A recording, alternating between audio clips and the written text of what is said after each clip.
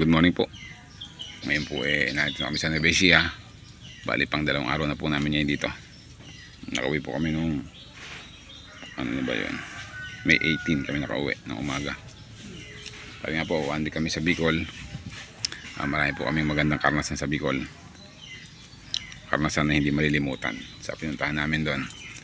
1 week kami nag-stay kasama yung Gabriel Clan o Pamilya Gabriel. Doon may Barangay Mangga po, Sipukot, Camarines Sur. Yan po, maraming salamat po sa inyo sa mainit na pagtanggap. Isang linggo nyo po kaming kasama dyan. Marami po tayong napuntahan. Yan po, mapapanood nyo naman sa mga upload ko kung saan kami nakapunta. Kung ano yung mga ginawa namin doon sa loob ng isang linggo. Yan nga po, bago po kami umuwi, binigyan po kami ng balat ng kalabaw, dried na balat ng kalabaw. Ito nga po ngayon, balihan yun, pinaproseso ko na siya, pinapakuluan ko, nilinis ko muna siya. Ito, pinakukuluan ko na siya ngayon para lambutin ko, para iluluto ko po siya. Gagawin ko po siyang isang masarap na luto. Ito po nga po yan.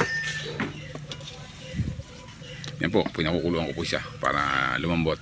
Ginamitan ko po siya ng dahon. May nanghingi po ako doon ng dahon ng sibal.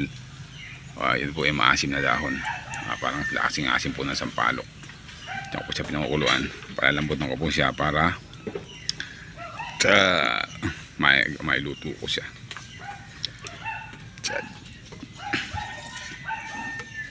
Kaya po yun maraming gatong. Kaya po hinugasan ko po. Pinakulang ko po siya sa asin. Lagyan ko po ng asin para luminis at lumambot na maayos. Yan, masarap po yan. Patuloy ang pagkulo niya.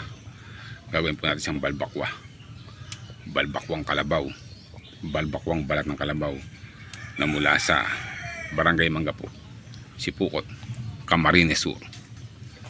Balbakwang kalabaw ang gagawin natin yan. Bali niya po, papakuloan natin ng matagal.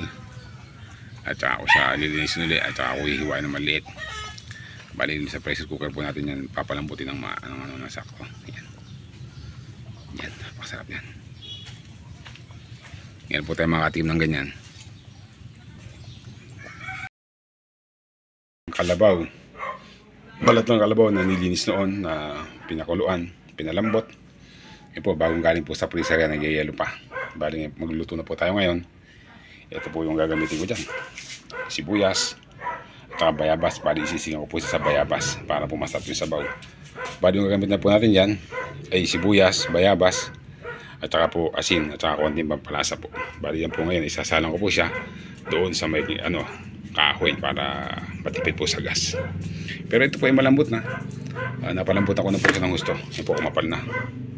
Ito po yung balat ng kalabaw na galing sa Bicol noon. Gawin namin yan. Dahil nga po, isasala ko na po siya ngayon. Sabay-sabay ko na siya. Ito po yung balat. Ito po yung sibuyas at saka bayabas. Hinog na bayabas po yan. O gagawin ko po siyang sinigang sa bayabas na masarap. Lagyan ko po siya ng asin at konti pampalasa. Okay na. O sinalang ko siya dito. Ito yung kahoy. Sinalang ko siya dyan. Tsaka po siya tatakpan. Mabilis naman po maluto yan. Kasi nga po malambot na yan. Malambot na po yung balat niyan. Kaya po masaglit lang yan. Yan po, ano siya, medyo luto na yung sabaw. Pinahigupin. Masarap. Masarap po kasi nga ito, singang sa bayabas. Sarap. Kaya kung laman, medyo matigas pa.